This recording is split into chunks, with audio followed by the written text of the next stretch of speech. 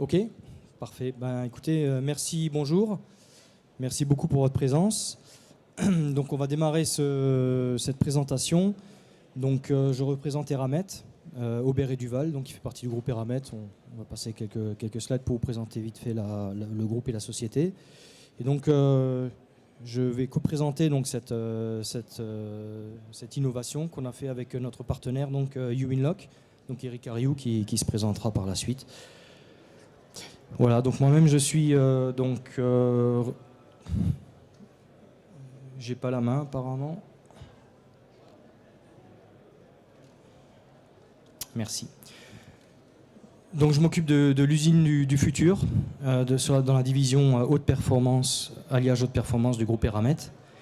Et donc effectivement, ce qui m'anime depuis très longtemps, c'est l'optimisation de la performance et la chasse au gaspillage.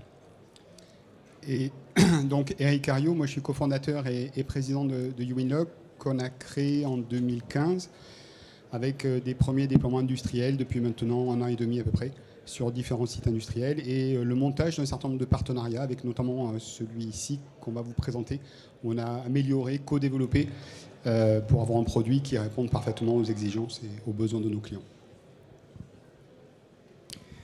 Donc Eramet, rapidement en un coup d'œil, donc on est un groupe minier français. Donc il y a trois divisions, deux divisions qui tournent autour de l'extrait du minerai et une division donc alliage haute performance dans laquelle fait partie Aubert et Duval. Donc les clients principaux d'Aubert et Duval, donc vous les voyez, les grands donneurs d'ordre de l'aéronautique. Qui est le gros cœur de métier. Donc on fait des pièces forgées de l'aéro. En gros, partout où il y a de la puissance, transmission de puissance ou des gros efforts dans les avions, ce sont des pièces, c'est sur ces pièces qu'on se positionne. Donc des pièces de train, des pièces de moteur d'avion. Le groupe c'est 35 000 personnes et Aubert et Duval, ça représente 12 000 personnes. uWinlock donc, est une société qui a beaucoup moins de salariés qu'Eramet. Aujourd'hui, la société a 23 collaborateurs. Notre maison mère est à Toulouse. On a créé en 2019 une filiale aux États-Unis, à New York, avec des premiers clients, notamment Apple et Prologis, avec lesquels maintenant on travaille. Voilà. Une présence aussi en Afrique du Sud via un distributeur qui est le leader du marché sud-africain de la distribution de solutions type RFID, qui nous aide beaucoup sur l'accompagnement dans des déploiements auprès de sites notamment miniers ou automobiles. Et sur Toulouse, un site dans lequel on a déménagé durant la période de Covid, qui a le bénéfice d'avoir de grands espaces de stockage et où on a pu développer à la fois une plateforme de test, validation, mais aussi un showroom pour nos clients. Alors peut-être pour déjà expliquer la raison d'être et d'où on vient, en fait, en 2015, on avait un certain nombre de clients qui nous disaient on a besoin pour cette mutation importante de l'industrie 2.0 à l'industrie 4.0, on va l'appeler comme ça, de pouvoir identifier un gros volume de produits dans nos flux logistiques ou industriels. Il y a pas mal de solutions IoT, mais on a juste besoin, nous, de l'identification et de la localisation. Mais aussi de tags qui vont être des consommables au même titre que du RFID, avec des coûts en dessous d'€1. Alors en fonction des verticaux, industrie, logistique, on va avoir des sensibilités au prix de quelques euros pour l'industrie à quelques dizaines de centimes pour le retail, par exemple. Et pour pouvoir faire un tag sans pile, puisque dès que vous avez une pile, vous allez avoir des coûts de pile de PCB, quelque chose de beaucoup plus volumineux. Les gens comme Ikea, par exemple, ou Amazon nous disaient au-dessus d'un millimètre d'épaisseur, un tag, on n'ira jamais le déployer.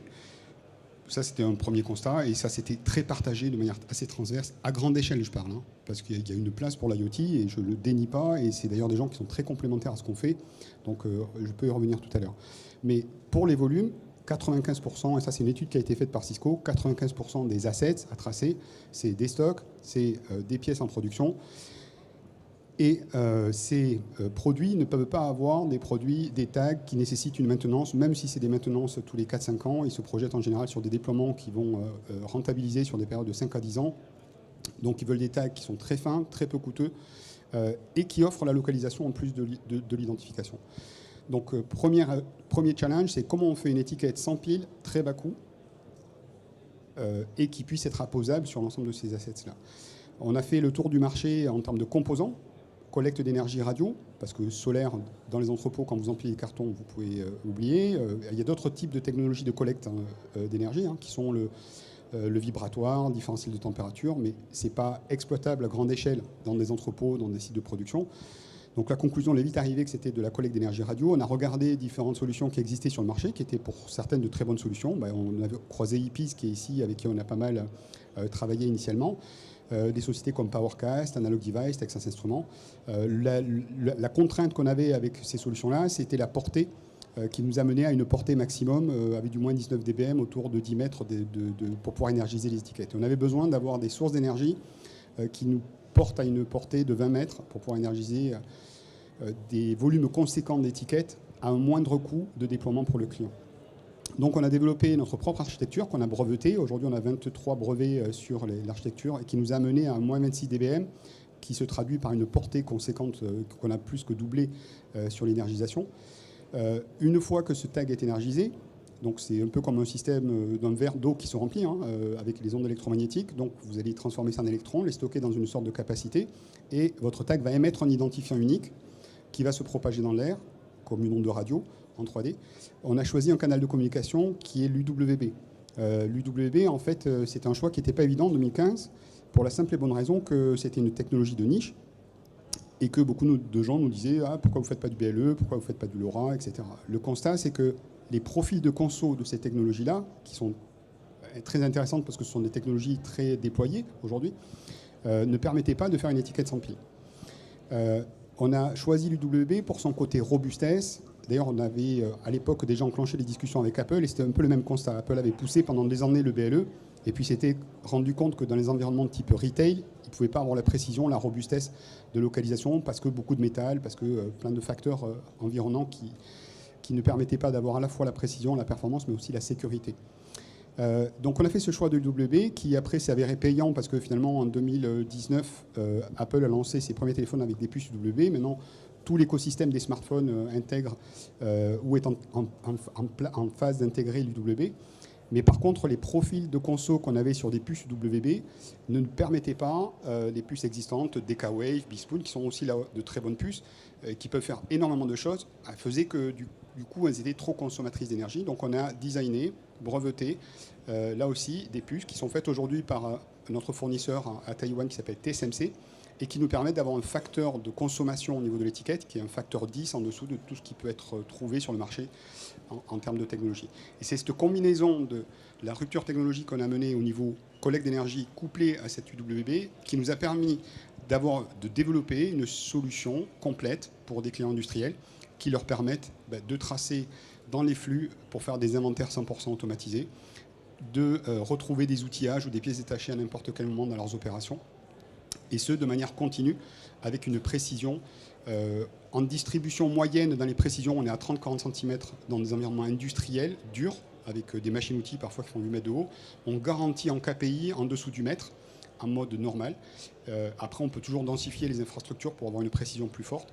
Le principe du système, c'est que donc, le tag va émettre un identifiant qui va être vu par différents beacons. En général, il est vu par 7, 8, 9 beacons, qui nous permet de garantir une qualité, une intégrité de la donnée, puisqu'en fait, on n'a besoin que de 3 points. Donc en fait, sur les 7, 8 points qu'on va relever, on va récupérer les meilleurs points pour pouvoir trianguler dessus et faire une localisation en 3D avec une moyenne qui se situe entre 30 et 50 cm pour l'essentiel des produits. Et donc ça, derrière, on a la plateforme logicielle qu'on a développée qui nous permet de faire plusieurs choses. La première, c'est de superviser l'infrastructure, de garantir l'intégrité de la donnée qui va être calculée, tous les algorithmes de reconstitution des positionnements, et puis des applicatifs pour l'utilisateur final qui vont être retrouver un outil à partir d'un identifiant de l'outil ou de champs associés à cet outil. Par exemple, ça peut être un outil sur la ligne de l'A320 d'Airbus, petit outillage, clé dynamométrique, et donc on peut associer un certain nombre de champs. On tape le mot-clé clé dynamométrique, et vous voyez les 5 clés dynamométriques que vous avez sur la zone s'afficher instantanément sur l'écran. Ça peut être aussi pour faire des inventaires sur des sites ou sur des zones. Vous pouvez cliquer sur l'IHM des périmètres donnés, périmètre A qui est une zone de la production, périmètre B qui est une zone de stockage, et faire des inventaires en continu sur ces zones, sur l'ensemble du site ou sur le multisite, et créer des géo-events, ce qu'on appelle des géo-events, qui sont des associations. C'est-à-dire que par exemple, si un outil ne doit pas sortir d'une ligne de production, vous pouvez créer un événement, une alerte, qui va être automatiquement remontée au système si l'outil sort de la zone qui est prédéfinie, dans laquelle il devrait être utilisé, par exemple. Voilà. Donc ça, c'était la solution indoor qui a été développée donc, en gros pendant 5 ans par la société Uinlock. Et nous, Eramet, Aubert et Duval, on est une industrie lourde avec beaucoup de stockage extérieur, des chariots élévateurs, des outillages qui font plusieurs dizaines de tonnes. Donc on est loin d'être dans l'indoor. Notre problématique est outdoor, sans courant, sans réseau. Et après avoir cherché pendant longtemps une solution pour géolocaliser nos produits, n'ayant pas trouvé de solution, donc on est allé voir la société Uinlock, on leur a proposé de développer un partenariat pour adapter leur solution à l'outdoor et au nomade. Donc vous avez ici une image de ce qu'on a réussi à faire. Alors on ne l'a pas fait tout seul, parce qu'on a voulu créer une solution qui soit vraiment adaptée à l'industrie et quelque chose de robuste. Et donc on est allé chercher des partenaires. Et donc c'est avec Collins Aerospace et Michelin qui est dans la salle, que je salue. Donc qu'on a co-développé ensemble donc ce produit. Et donc vous allez voir maintenant comment ça fonctionne. Donc, dans le principe de fonctionnement, c'est à peu près la même chose puisqu'on utilise les briques développées pour l'indoor, à part que on utilise en fait une balise GPS qu'on a intégrée dans le boîtier et qui, elle, va donner la position. Donc vous verrez ensuite comment on discutera ensuite de comment on fait lorsqu'on est indoor ou outdoor. Peut-être pour préciser, donc les précisions que je donnais tout à l'heure, c'était pour des précisions indoor. En outdoor, on va avoir la précision du GPS qui est plutôt de l'ordre de 2-3 mètres. Et pour nous, la solution nomade qu'on a co-développée justement avec ses partenaires fait partie intégrante de la solution. En fait, on va avoir des clients qui déploient en outdoor la solution nomade, en indoor la solution fixe, quand ils veulent avoir des points de rafraîchissement en continu sur leur flux de production par exemple. Et on verra après, on a développé des artifices qui permettent d'être très précis, en fait, en outdoor également. On peut même s'affranchir du GPS. Mais ça, c'est le teasing pour que vous restiez éveillé jusqu'à la fin. Donc le projet, on l'a géré vraiment au plus près du terrain. Donc à chaque fois, on a réalisé donc un groupe de travail très très tôt avec les opérateurs, vraiment opérationnels. On a établi donc des cahiers des charges relativement simples, plutôt fonctionnels. On a fait des prototypage avec des tests, donc des tests chez Uinlock, qui ont, en fait, ils se sont équipés d'un chariot élévateur du même type que le nôtre, des étagères, les mêmes racks que nous. On leur a fourni des caisses, on leur a fourni des pièces, et eux testaient à chaque fois chez eux. Et lorsque chez eux c'est concluant, on vient chez nous avec les opérateurs, on teste la solution et on fait un retour d'expérience finalement de ça. Donc en général, il y a une nouvelle itération, soit on valide, on garde en dur ce qu'on valide et ce qu'on capitalise, et derrière donc on redéfinit le nouveau besoin, etc., jusqu'à ce qu'on arrive à la solution à laquelle on est arrivé. Donc on a impliqué énormément très très tôt l'IT. Donc souvent c'est la difficulté, moi usine du futur, l'IT c'est une DSI, enfin, ce sont d'autres départements avec d'autres priorités. Donc très très tôt on a validé que c'était un vrai besoin et que le groupe voulait y aller. Et ça prend pas mal de temps, et l'idéal c'est de pouvoir faire un démonstrateur, donc c'est ce qu'on avait fait. On avait commencé par installer la solution indoor et on a fait un petit film et on a montré comment ça fonctionnait. Et donc derrière on a dit ok, on teste en plus grande échelle. En plus d'avoir mis Collins Aerospace et Michelin dans la boucle, ça a donné de la crédibilité à notre démarche. Et donc c'est comme ça qu'on a réussi à convaincre et à y aller. Donc chez Uinlock, actuellement, il y a 20 personnes, enfin toute l'entreprise quasiment travaille sur le projet. On est vraiment en phase d'installation, de déploiement, donc c'est assez intense. Manulock, donc les chariots, vous allez voir, eux aussi ont dû modifier un peu leur tablier, donc ils font partie du projet pour voir les connectiques, comment on fait pour brancher tout ça sur le Fenwick. Et donc, comme je disais, Michelin et Collins qui a largement participé au financement et à l'expression du besoin, et qui suit le projet de très près. Donc le site de Pamiers, donc au sud de Toulouse, je vous ai tracé ici, donc là c'est 700 mètres de long, donc là c'est une usine historique, 200 ans. Donc on a tout ce qui est rouge, c'est à chaud, donc c'est 1000 degrés, transformation. Tout ce qui est froid, c'est à température ambiante, des meulages, des contrôles, des ressuages, enfin tout ce qu'on peut imaginer. Et la zone des expéditions, c'est par ici que ça se passe. Je vous ai tracé ici le flux de la pièce la plus simple à fabriquer. Donc vous voyez le spaghetti, avec bien sûr, on n'a pas pu faire beaucoup de lignes parce que les presses, ça fait... c'est la moitié de ce bâtiment, quoi, donc on ne peut pas bouger les équipements donc on doit adapter nos flux aux bâtiments existants et aux presses existantes. Donc voilà la complexité des flux.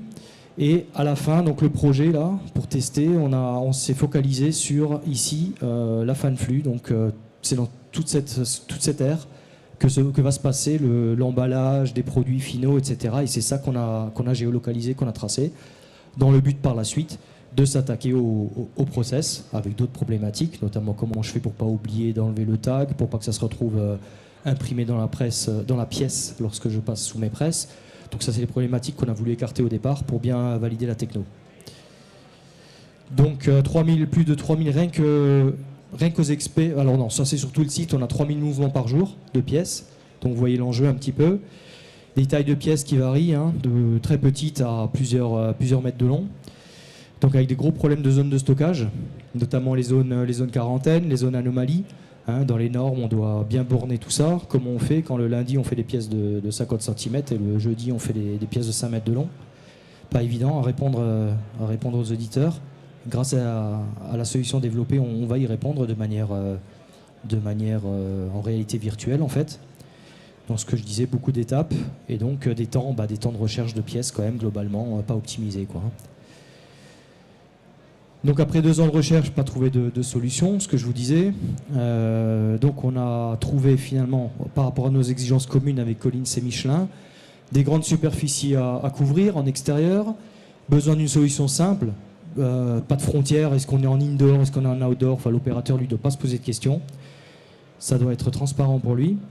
Limiter les coûts d'infrastructure, très important, si on veut le déployer à grande échelle, il faut que ce soit économiquement viable. Besoin d'une solution robuste, pas qui fonctionne 1 an et qui ensuite, ou 2 ans et qui ensuite nécessite de la maintenance ou qui ne fonctionne plus. D'où le besoin pour nous de ne pas avoir de batterie dans nos IoT. Et donc, pour limiter tout ça et avoir vraiment quelque chose de robuste, on s'est donc associé avec Michelin et Collins. Besoin d'une simplicité de gestion, voilà, pareil, pas de pile, pas de batterie, avec des tags réutilisables, pas quelque chose qu'on jette et qu'on doit aussi pour la notion d'éco-responsabilité. Et des variétés de produits, ça va s'adapter à tout type de produits avec des matériaux hostiles, comme du bois, du métal, qui absorbent les ondes électromagnétiques. Et donc tout ça qui doit pouvoir communiquer, discuter avec nos systèmes d'info. Et des solutions qui doivent pouvoir s'adapter si on a du Wi-Fi, si on n'a pas de Wi-Fi, donc aussi avec de la 4G. Donc une solution ouverte à plusieurs types de systèmes de transmission d'informations. Donc là, on a fait un petit tableau comparatif. On a mis un peu de temps pour bâtir ce tableau. Je vais laisser Eric le commenter. On s'est un peu posé la question en prenant du recul, finalement, qu'est-ce que c'est que toutes les solutions qu'on peut avoir et quels sont les avantages et inconvénients des solutions? Oui, le point commun, finalement, qu'on va retrouver avec des solutions qu'on peut déployer à grande échelle. En fait, il y a 2 univers. Il y a le monde de l'IoT qui va avoir des fonctionnalités souvent plus riches, mais qui a des contraintes et qui fait que finalement on retrouve ces déploiements sur des solutions plutôt de niche à forte valeur ajoutée. La première leçon nous qu'on a appris, c'est que les seules solutions qui peuvent scaler, c'est des solutions sans pile avec des bas coûts et qui ne nécessitent pas de maintenance. On a longuement discuté avec Zebra, qui est le leader mondial du RFID, qui nous disait on a compris très tôt que pour pouvoir transformer les opérations dans le secteur industriel logistique, il faut pouvoir rentrer dans la granularité du flux, descendre au niveau des cartons. Et c'est la clé de notre solution, c'est avoir une solution qui ne nécessite pas de maintenance, mais qui puisse être déployée sur l'ensemble des flux de production, aussi bien au niveau du carton que des palettes, des outillages ou des pièces détachées. Donc sur les éléments comparatifs, on va avoir le meilleur des technologies de géolocalisation, puisqu'on a eu d'ailleurs certains clients comme Airbus qui nous ont benchmarké par rapport à des solutions actives du WB. Donc on est sur des 30 cm en mesure médiane, on garantit en dessous du mètre, mais on a des performances de précision en X, Y, Z tout à fait comparables avec des solutions actives du marché. Le gros avantage qu'on apporte, c'est de ne pas avoir de maintenance et des coûts de tag qui sont quand même considérablement plus faibles, puisque le tag aujourd'hui, après tout dépend des volumes, mais le tag durci qu'on commercialise et qu'on déploie aujourd'hui dans la solution fixe et mobile, c'est un tag qui se situe en dessous de 10 euros, versus des tags actifs qui sont en général entre 30 et 100 euros en coût initial d'achat. Le TCO de ces tags est souvent beaucoup plus élevé parce que ce qu'on appelle le TCO, c'est le coût d'ownership sur une période longue, donc on intègre les coûts de maintenance. Nous, des clients comme Airbus ou d'autres clients sur ces sujets-là, nous ont fait part de leur calcul de TCO qui, en général, est à minima le double du prix initial du tag. Parce que quand vous devez retrouver un tag dans le flux, le dévisser, changer la pile, réappairer, le remettre dans le flux, c'est un coût considérable. Et quand on est sur des échelles de plusieurs milliers, voire de dizaines de milliers de tags, c'est juste ingérable. Et donc les coûts initiaux qu'on peut avoir en gain de temps, de personnel, là vous le reperdez très vite parce que vous êtes obligé d'employer des gens pour pouvoir remplacer les batteries. Sachant qu'en plus les environnements industriels sont des environnements très exigeants où vous pouvez avoir des tags qui se situent derrière une paroi métallique d'un hangar qui va chauffer à 70 degrés l'été. Donc les durées de vie de batterie, c'est très rarement, enfin nous tous les retours qu'on a eu de clients sont très concluants sur le fait que c'est rarement ce qui est affiché initialement en termes de durée de vie de pile. Donc voilà pour les avantages principaux, on va dire, de la technologie. Et moi, en tant qu'industriel, je soulignerais l'importance de ne pas avoir d'interférence entre tags. C'est-à-dire que si on a plusieurs tags dans un même environnement, il faut être sûr qu'on les lise tous. Contrairement au RFID, par exemple, où quand on en a une quinzaine, on en chope 12 et puis les 3 autres, ils sont passés à la trappe. Ça, c'était pas une solution robuste pour nous, donc on a vraiment cherché à trouver quelque chose qui permette vraiment de différencier les... Oui, justement, merci Eric d'en parler. Donc un des problèmes, par exemple, qu'on a pu identifier avec Zebra, notamment, c'est les problèmes de collision qu'on peut avoir quand on a du RFID, avec des pertes parfois de certains des identifiants de tag qui font que vous en scannez 100, vous en avez 98 qui sont remontés. Donc on utilise une technologie avec des pulses qui sont de l'ordre de la nanoseconde et du coup on réduit par un facteur 100 ce risque de collision. Enfin c'est même entre 100 et 1000. Un autre aspect que je n'ai pas évoqué, c'est qu'aujourd'hui on travaille sur une version papier de l'étiquette qui va sortir dans un an et demi à peu près. Donc on avait l'étiquette durcie pour le secteur de l'industrie. Là on va avoir l'étiquette papier qui est en phase de développement avec des antennes flexibles dessus qui permettent d'avoir une certaine courbure sur le tag et de s'adapter par exemple à des outillages, des petits outillages. Et dernier point, pour la partie, là sur la planche, vous avez coûts d'infra réduits aux moyens de manutention. Ça c'est pour la solution nomade. Pour la solution fixe, il y a des coûts d'infrastructure. D'ailleurs la première version de notre solution avait des coûts d'infrastructure un peu élevés. On a beaucoup travaillé sur la version qui est en train d'être développée pour réduire ces coûts d'infrastructure. Et d'ailleurs à ce titre on s'est associé avec Cisco. Enfin, c'est eux qui sont venus finalement nous chercher plus que nous qui sommes allés les chercher. On est en train de développer une clé USB qu'on pourra plugger directement sur les infrastructures Cisco et autres à point d'accès Wi-Fi dans les usines pour réduire par un facteur 10 les coûts d'infra et de déploiement et les rendre beaucoup plus simples à déployer. Alors, je rebondirai sur le teasing que j'ai fait au début. Le signal est tellement clair finalement de l'UWB qu'on a pour l'indoor, pour ne pas avoir d'infrastructure, on a décidé de positionner des tags de position, donc dont on enregistre les coordonnées X, Y et Z. Et donc, lorsqu'on va déposer le produit avec notre Fenwick, en fait, on va exciter, énergiser le tag de position.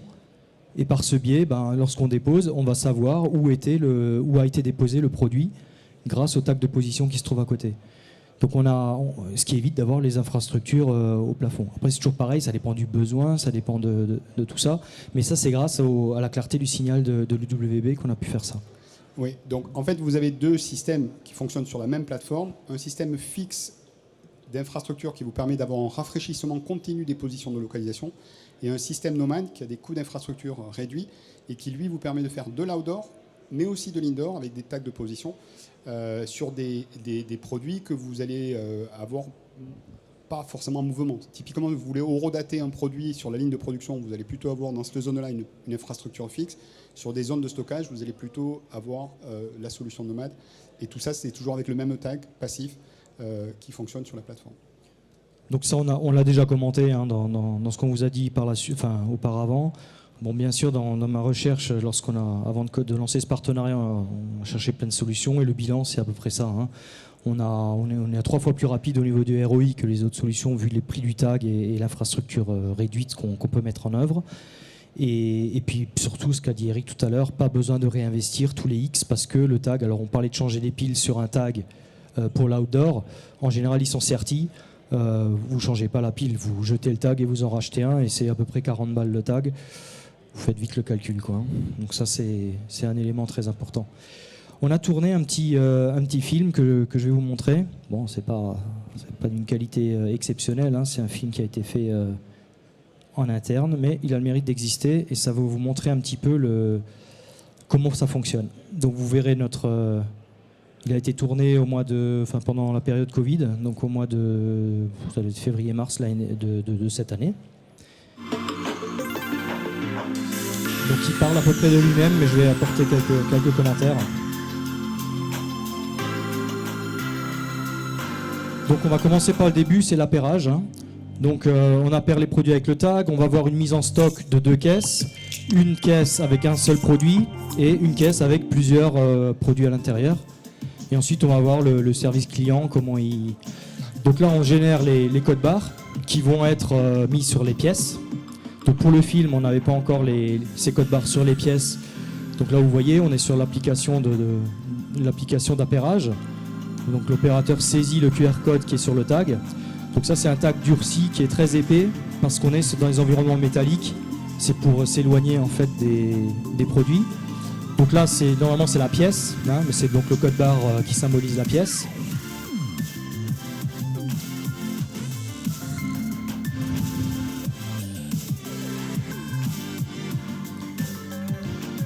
Donc là, on a choisi une fixation avec du velcro. On a choisi une fixation qui permet d'être un peu souple. Si jamais il y a des pièces qui viennent rentrer en collision avec le tag, bien qu'il y ait une espèce d'assouplissement, un amortisseur. Et comme c'est réutilisable, on s'est dit que c'était une solution assez facile pour l'opérateur de descratcher, de rescratcher le tag. Donc là, il est en train d'appairer un tag avec plusieurs pièces. Donc vous voyez, l'opération est très simple. Alors depuis, l'interface, l'IHM a évolué. Ça, c'était la première version. Donc depuis, on a travaillé avec les opérateurs sur l'ergonomie de l'application. Donc ça, c'est la deuxième caisse, avec plusieurs pièces à l'intérieur. Et donc là, vous allez voir un petit peu la vie de ces caisses. Donc ce sont des caisses de stockage. Et ensuite, dans notre process, donc là on voit le résultat, hein. On a le tag avec une pièce et le deuxième tag avec les autres pièces. Donc ces caisses, elles vont être stockées et ensuite, lorsque le client passe commande, lorsque le service client affecte la commande, eh bien les opérateurs vont chercher les pièces dans lesquelles sont stockées les pièces et va les emballer de manière définitive pour l'expédition chez le client. Je te laisse peut-être commenter c'est un peu ce qui a été vu tout à l'heure, hein. On a ici les informations qui sont taguées, ça va dans la database Uwinlock qui fonctionne donc soit en Wi-Fi, soit en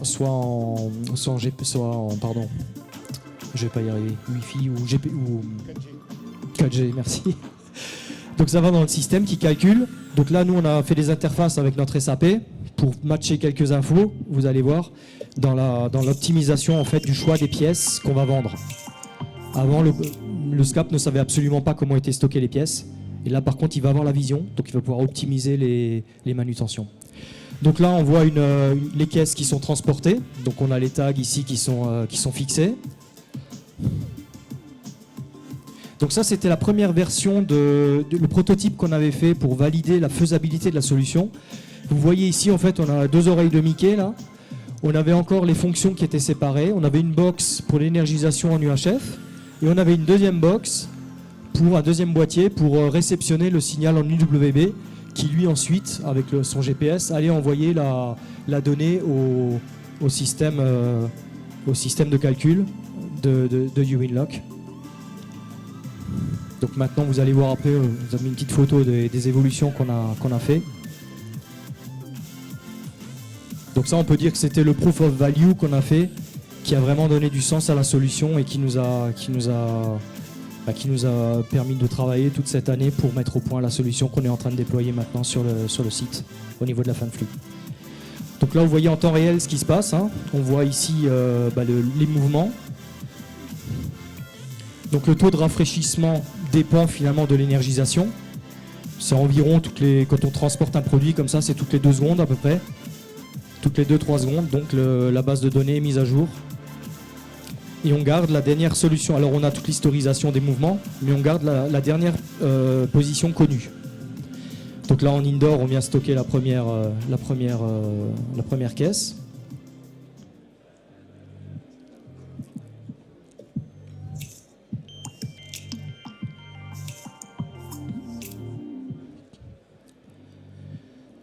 Donc là, on va voir première valeur.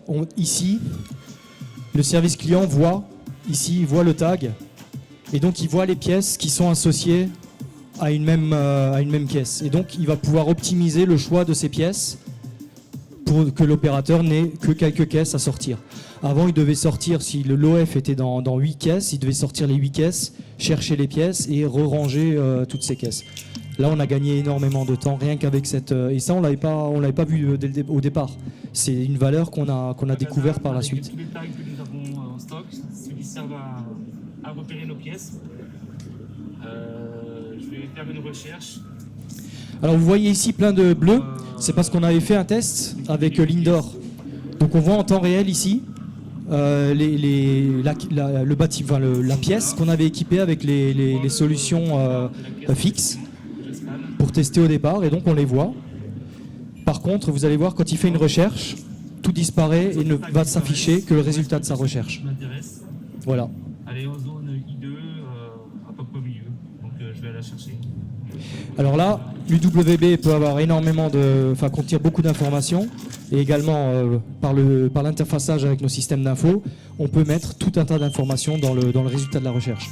C'est notamment là qu'on peut savoir si on est en train de transporter un produit non conforme, si on est dans une zone où on dépose un produit dans une zone de non conforme également, ou un produit conforme dans une zone non conforme, ou un produit non conforme dans une zone conforme. Enfin, on peut faire toutes ces corrélations-là pour donner des alertes aux opérateurs. Et là, on répond, comme je vous disais, aux audits. Comment faites-vous pour avoir votre zone quarantaine? Comment faites-vous pour assurer que... Là, on peut répondre à l'esprit de la norme, même si physiquement, on n'a pas le truc grillagé, on met les pièces dedans. Parce que, comme je vous l'ai dit tout à l'heure, le mardi, on peut faire des pièces de 5 mètres de long, on en a 12 à stocker. S'il n'y a pas de place dans les zones, ou s'il n'y a pas de place dans les zones conformes, bien sûr, hein, on fait très peu de produits non conformes. Donc là, on a le dépôt de la deuxième caisse, pareil en indoor.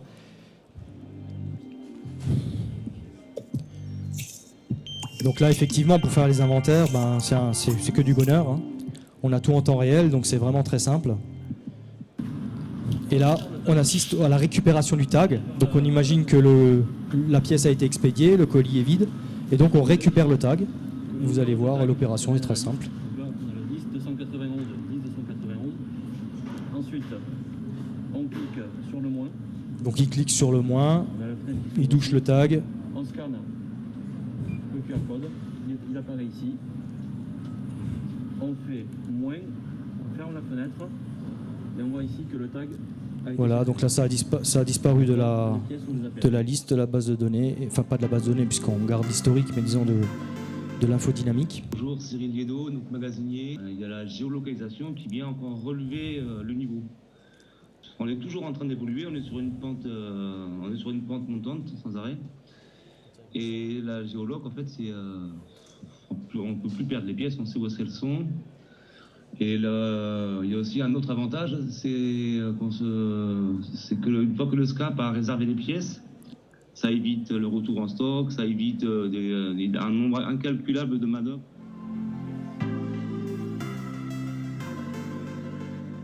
Là où on perd énormément de temps à la recherche de pièces, puisque nous avons à peu près 3000 caisses. Donc aujourd'hui, je vois que le magasinier, les opérateurs ont validé sur le terrain ce projet, puisque en plus il est très facile d'utilisation. Donc si on fait un peu le bilan, c'est sûr que pour nos caristes, en fait, quand ils conduisent, ils ont la tête à la conduite. Ils sont plus stressés parce qu'ils doivent aller trouver un produit, chercher un produit qu'ils savent pas où il est avec la pression. On fait bien du premier coup. On avait l'optimisation de la productivité. Et puis le fait qu'on est sûr qu'on a la bonne pièce, puisqu'on a le retour d'info de ce qu'on est en train de transporter. Voilà, donc ça c'était le petit film. Hop, on va revenir sur la présentation.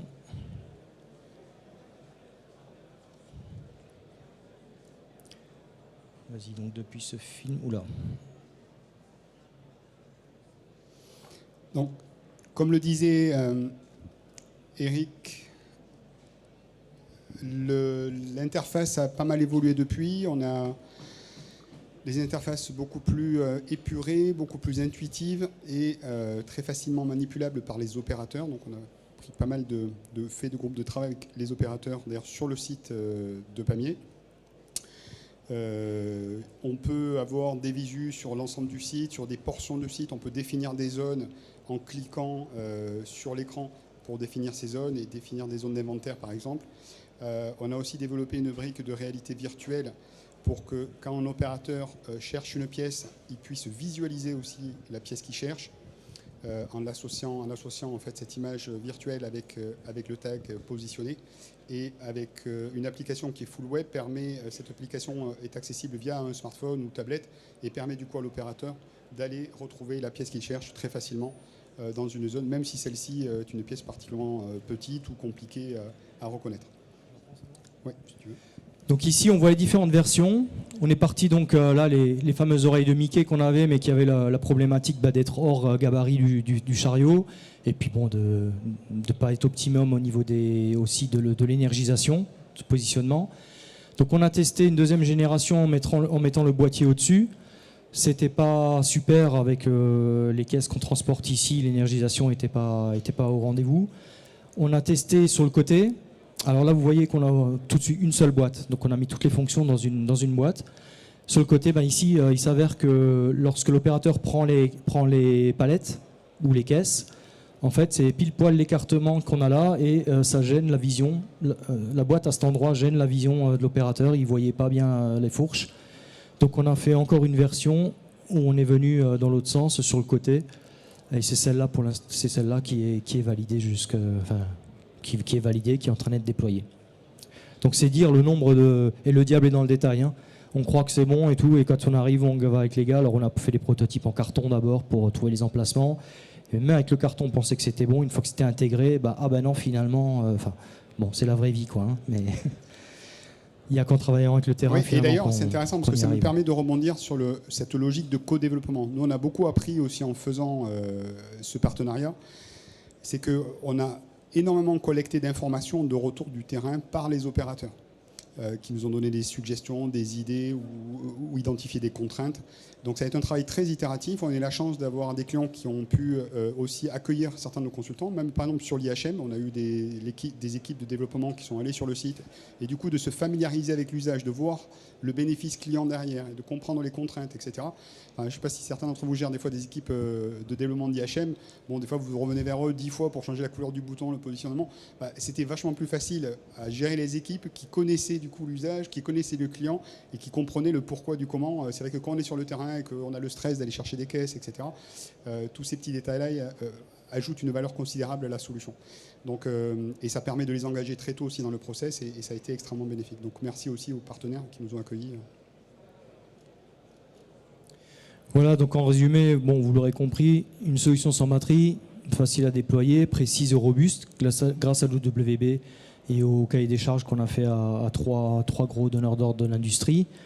Une infrastructure réduite, un ROI rapide, et donc qui fonctionne aussi bien en indoor qu'en outdoor, avec des précisions en fonction du besoin, on sait s'adapter, avec les tags de position, même en extérieur, qui peuvent solutionner finalement la problématique si on doit être précis à 30 cm. Et donc, au niveau performance industrielle, sans parler, parce que quand on chiffre, on a tous été devant la page blanche à devoir trouver un ROI. On attaque là des solutions, tout ce qui est les facteurs humains, qu'on ne sait pas trop chiffrer, l'usine fantôme. Combien de pourcents de temps du personnel est gâché, on va dire, à chercher des choses. Ça, c'est difficile à chiffrer parce que c'est des virgules de TP et puis c'est pas facilement valorisable. Mais on attaque ce point-là qui est vraiment du risque psychosocial, des irritants. Et ça, enfin moi, pour ma part, c'est la première fois que j'attaque un sujet, que je trouve des solutions, un sujet qui va autant aider les gens dans leur quotidien à trouver et à vivre mieux finalement, et à plus se concentrer sur leurs tâches qu'à faire des trucs finalement qui servent à rien, quoi, hein, qui sont du gaspille et qui sont lourds de conséquences si l'opérateur oublie de déclarer qu'il a mis cette pièce à cet endroit-là. S'il l'oublie, derrière c'est catastrophique et c'est ce qu'on vit tous les jours. Sans qu'on puisse vraiment blâmer l'opérateur parce que l'outil qu'on lui propose, c'est pas robuste, c'est pas très simple, quoi. Sur les aspects quantification, il y a eu quand même... tu t'es attaché avec tes équipes à faire des chronométrages. Oui, on a fait des chronos. On a fait une centaine de chronos. Effectivement, avant, on mettait de 20 minutes à... Non, j'ai un peu honte de le dire, mais je vais le dire quand même, plusieurs semaines pour trouver des pièces. Dans notre calcul, on a écarté les cas où on était à plusieurs semaines. En moyenne, on était à 25 minutes sur 100 chronos. Et avec la solution, on n'a eu aucun raté. Et on était alors avec le temps de transport pour traverser le site, etc., on était de l'ordre de 5 minutes pour trouver la pièce. On n'a jamais eu de raté sur 100 cas qu'on a testés. Donc c'est quand même intéressant. Et avec aussi, comme je disais, dans le système d'info, on peut rendre visible où sont les choses. Et donc quelqu'un dans un bureau qui est un donneur d'ordre, c'est rare qu'il aille sur le terrain, en tout cas tous les jours, pour aller voir vraiment où sont les choses, pour coller à la réalité. Là, sur une appli, il va savoir où sont les choses et il va pouvoir optimiser ses choix pour aider derrière, limiter les manutentions et puis aider les collègues dans la suite du procédé de fabrication. Et au-delà du temps économisé par les opérateurs, ça permet aussi de séquencer, faire du picking optimisé ou du dropping optimisé, c'est-à-dire réduire, on le voit chez les clients, entre 30 et 40% les kilomètres parcourus par les FEN, soit à vide, soit n'ayant pas optimisé leur parcours. Alors il y a une autre chose, on va avoir plein de data, on va pouvoir attaquer des sujets qui sont inattaquables jusqu'à maintenant. Je ne sais pas si vous êtes sur les sites industriels, si vous avez déjà essayé de se dire, tiens, on va essayer de réduire le nombre de chariots sur le site. Donc, bon courage. On en a 65, nous, à peu près, sur le site de Pamiers. Ça fait longtemps qu'on essaie d'attaquer ce sujet. On a regardé, en moyenne, il y a les chariots qui sont utilisés 8% de leur temps. Alors qu'on paye, 8% de leur temps. Mais si on veut en enlever un, non, tous les opérateurs en ont besoin au même moment. Donc, le hasard fait que, oui, c'est comme ça. On n'a pas de chance, donc on ne peut pas enlever un chariot si on les écoute. Avec ça, on va avoir des vraies données. Puisque le boîtier est associé à un chariot, on va pouvoir faire des études pour savoir exactement qu'est-ce qui est utilisé à quel moment. Tiens, celui-là, il est à peu près dans la même zone que ce chariot et que ce chariot. Est-ce qu'on ne pourrait pas faire un parc commun et avec des études pour voir que finalement, quand ils en ont besoin, non, c'est en décalé, c'est jamais en même temps. Enfin, on va avoir des billes réelles pour pouvoir attaquer ces sujets et avoir un peu d'argumentaire que juste demander et forcément avoir la réponse à non, j'en ai besoin tout le temps. Donc, il y a également les zones de sécurité. Si on voit une zone où il y a beaucoup de coactivité, peut-être que ce serait intelligent de voir si le chemin piéton, on ne peut pas un peu le contourner ou d'interdire les cyclistes dans la zone où il y a beaucoup de coactivité. Enfin, on va avoir des vraies données réelles de ce qui se passe. Alors qu'aujourd'hui, on ne les a pas, quoi. C'est compliqué. Sans parler, bien sûr, des données process.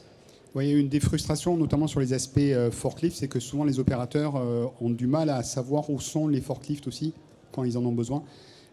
Donc ils ont plutôt tendance à en vouloir plus pour justement être sûr d'en avoir un à disposition proche et de le voir en visu. Là, l'avantage, c'est que du suite, sur la plateforme, vous voyez certainement où sont les FEN de dispo. Et du coup, ça met beaucoup moins de contraintes sur le nombre de FEN à avoir autour de la zone. Alors, on vous a mis aussi un certain nombre d'autres... On travaille, donc, comme on l'évoquait, dans le secteur de l'industrie avec des clients comme Eramet, Michelin, Collins. On est aussi présent dans le secteur du ferroviaire, dans le secteur de la chimie, dans le secteur de l'aéronautique, de la défense. Donc différents verticaux qui restent liés principalement à l'industrie et à la logistique, sachant qu'on n'est pas dans la logistique pure du transport très gros volume encore. Le coût du tag actuel a besoin le tag papier a besoin d'arriver pour pouvoir adresser les flux de logistique gros volume, on va dire. Aujourd'hui, on peut taguer en termes de ROI facilement tout ce qui est palettes, pièces. Pour le carton, on a besoin de l'étiquette papier qui n'est pas encore tout à fait prête, et c'est prévu. Et Et aujourd'hui, on a des clients en Angleterre, en France, en Allemagne, en Suisse, donc avec des sites clients qui sont répartis partout dans le monde, donc avec une solution qui est certifiée CE, qui est déployée aussi en partie aux États-Unis. Et on travaille à la certification pour le marché chinois notamment et asiatique. Voilà, donc je pense qu'on a à peu près tout dit. Si vous avez, je ne sais pas si on a du temps, ou une petite question. Ou, Oui. Merci. Pour Eramet, de quand date la définition de besoin et combien de temps a duré la mise en projet jusqu'au déploiement? Alors ça a été extrêmement rapide. On a eu un alignement des planètes favorable. Des fois, on a le droit d'avoir de la chance. C'est arrivé. Donc en décembre 2019, j'ai eu l'accord d'Eric Cariou pour l'intérêt pour développer quelque chose ensemble. J'ai eu le financement 2 semaines après par Eramet, puisque j'avais pas de financement. Donc Eramet a été intéressé et 2 semaines après, j'ai eu le feu vert. J'ai mis un stagiaire sur le sujet pour nous aider sur l'opérationnel. Et en fait, on a démarré le 1er janvier. Le 2 janvier, on va dire. Tout de suite après la reprise, on a commencé le premier groupe de travail avec Winlock et les opérateurs. Et on a commencé à écrire le besoin. Très vite, on s'est rendu compte que on était un peu trop... on n'était pas suffisant pour développer une solution plus ouverte. Et donc... Oui, on avait à cœur en fait d'avoir une solution qui réponde à un échantillon représentatif de clients, des clients qu'on voulait adresser, et pas tomber dans un travail de couvrir des spécifications qui étaient extrêmement spécifiques à un seul client. C'était aussi possible, mais ce n'était pas dans notre intérêt mutuel. Donc on a essayé de fédérer d'autres acteurs autour qui nous connaissaient par ailleurs. On avait fait déjà des premiers projets avec eux, avec Michin et Collins qui a rejoint dans la foulée. Ça s'est fait en l'espace de 2-3 mois. Et là, on refait la même chose d'ailleurs actuellement sur de nouveaux développements, en co-développement, sur la miniaturisation du tag, sur le développement de la clé USB qu'on est en train de préparer pour le secteur. Le film a été tourné en mars 2020. Donc on a commencé la première réunion, on va dire le 2 janvier 2020. Au mois de mars, on avait le proto. On a eu le Covid, donc on devait faire une grosse présentation à notre direction générale. On a décidé de tourner le film puisqu'on était en Covid. Et puis derrière, on a enchaîné les versions et aujourd'hui, on est en train de déployer sur la fin de flux du site de Pamiers, quoi.